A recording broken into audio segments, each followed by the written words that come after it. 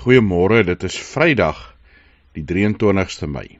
Vanoggend 1 Korintiërs 1 vers 30 tot 31. Hier skryf Paulus: Deur hom is julle in Christus Jesus, wat vir ons die wysheid geword het wat van God kom, regverdiging sowel as heiliging en bevryding.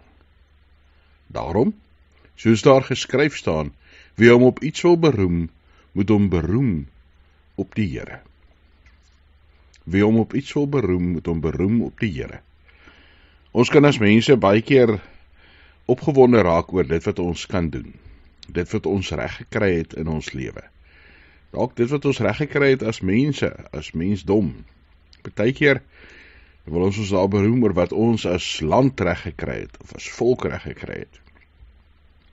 Paulus sê, die belangrike ding is uiteindelik dit wat Christus reg gekry het. Dit wat Christus kom doen het. Nie menslike prestasies en menslike vermoëns en menslike dinge wat ons gedoen het wat oulik is nie. Nee.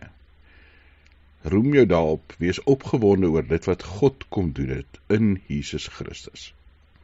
Wie hom op iets wil beroem, moet hom beroem op die Here.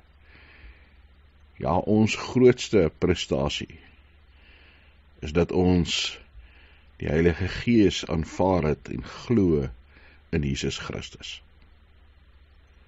Dit wat ons kan vertel en verkondig in die wêreld, is nie hoe oulik ons is nie, maar hoe begenadig ons is, deur dit wat Christus vir ons kom doen het. Mag ons getuienis elke dag wees dat God 'n God van liefde is, dat hy groot en genadig is. Hemelse Vader, dankie dat ons in u liefde kan lewe. Ons kan so baie keer net oor onsself gesels, en so baie keer oor ons eie prestasies, dalk ons kinders en kleinkinders, Here, dalk ons eie land of volk se prestasies. Mag ons soos Paulus sê, die enigste ding waarop ons wil beroem, is op die Here, is op Jesus Christus, op sy genade en sy verlossing. Dankie dat u deur die Gees ons oortuig het, Here, om te glo. Lei ons ook verder in hoe ons moet leef, hoe ons u koninkryk moet sigbaar maak, tasbaar maak in die wêreld.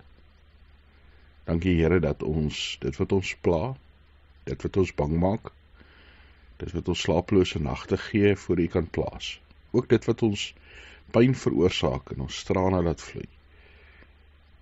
Dankie dat ons weet, u is 'n God wat ons ken, wat vir ons voorsien. Ja, Here, wat vir ons krag gee vir elke dag.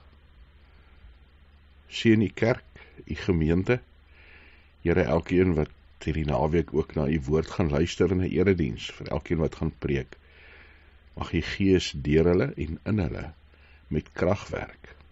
U is die Almagtige. Amen.